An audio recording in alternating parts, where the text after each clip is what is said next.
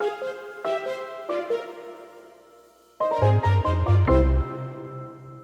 everyone, welcome back to my channel. I'm Ask Amber, and today I'm going to show you how to do a dissolve AFK, which means when you take your headset off or you click home, your avatar dissolves into nothing and then comes back when you're back in game. This will prevent all future instances of bent avatars during AFK and all that craziness. So with that being said, let's get started. Okay, so the first thing you need to do is go to Poiyomi's Discord, and that'll be linked below, and you can download his free toon shader, which is literally the only shader I ever use. So if you guys use other ones, that's great, but in order to make this work, every shader on your avatar has to have this shader on it. Then you're going to select every single material on your avatar, and you're going to enable the dissolve feature. Under that heading, you're going to select point to point as the dissolve type. Then for the dissolved color, you're going to click it and turn the alpha all the way down to 0 so that it will completely disappear.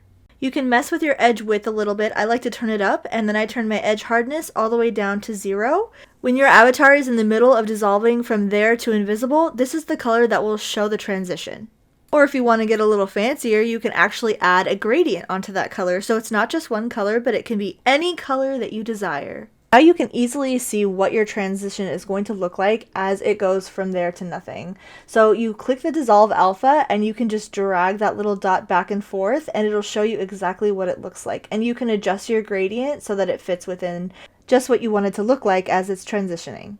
I want to add a little flair to mine, so I'm going to add a dissolve detail noise, and I'm going to add this one that is seamless, so I can actually tile it to be a lot smaller. And you can see it update on the model as I make these changes. Now the last little piece of pizzazz is I'm going to update the panning so that it actually moves while it's moving. So it's going to move in a couple of different ways, which is really cool. Now we just have to set up point to point. So basically when I drag my dissolve alpha, it stops quite a bit away from the end, and I want that end to kind of reach her head exactly. So I'm going to adjust my start and end point so that they actually meet right at the top, like just past, so that there's no delay when I'm starting the animation. I'm going to keep adjusting up and down the numbers of the start and end point on the y-axis so that when I scrub the dissolve alpha along that line, it starts and ends right where my avatar starts and ends as well. The Poiyomi shader has a locking system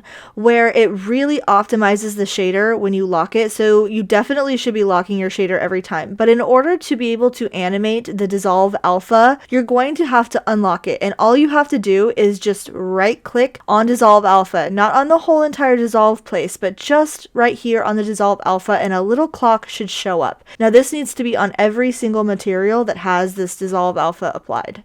Next, we have to create the anim file that we're going to use in order to trigger the dissolve for our AFK animation. In order to make an animation file, I'm going to duplicate my model so that nothing messes up with my original, and I'm going to uncheck my original one so I can work on the duplicate to make the animation. I get this question all the time, so if you don't have an animation tab, just click this little hamburger menu, click add tab, and click animation, and it will show up right here. Then, because we're making a brand new animation, I'm going to click create, and when the new window pops up, I'm going to name this file dissolve. This is the animation file that we're creating for the actual dissolve, and now we have to create one for undissolve. So I'm going to create a new clip and call it undissolve, which may not be the most original thing, but it works for me in my brain. Then I'm going to go back into the dissolve and we're going to start adding properties. I'm going to toggle down body and then skin mesh render, and I'm going to click on dissolve alpha and click the little plus. Now there's two keyframes, so I'm going to go ahead and click on the first keyframe.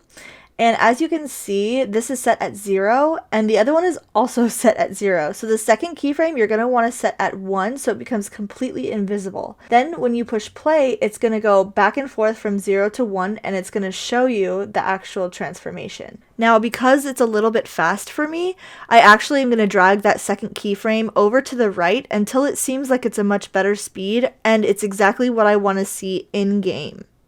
Then I'm simply going to select both keyframes and I'm going to copy with Control C.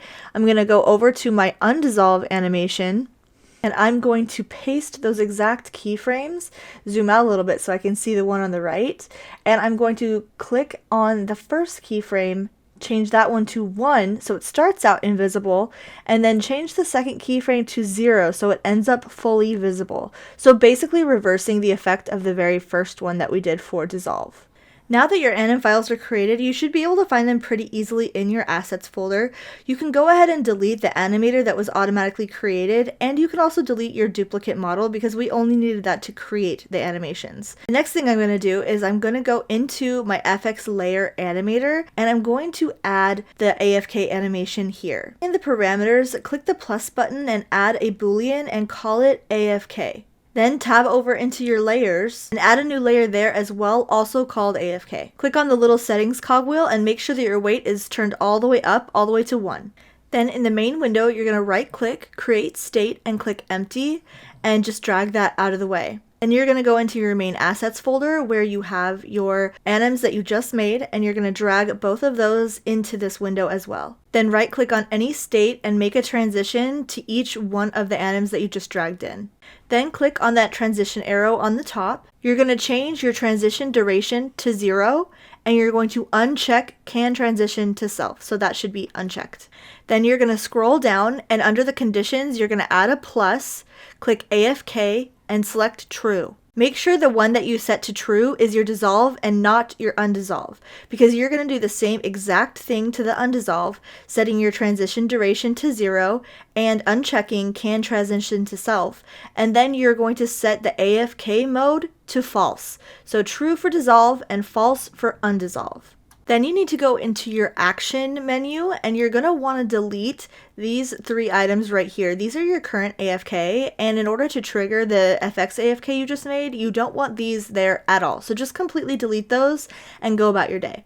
Now I just want to test this. So what I'm going to do is I'm going to drag my animator into a different section so that I can see my scene and my animator on the same page. I'm going to drag my FX layer into my controller section so that I can have that ready for when I push play, and I'm going to go ahead and hit that play button.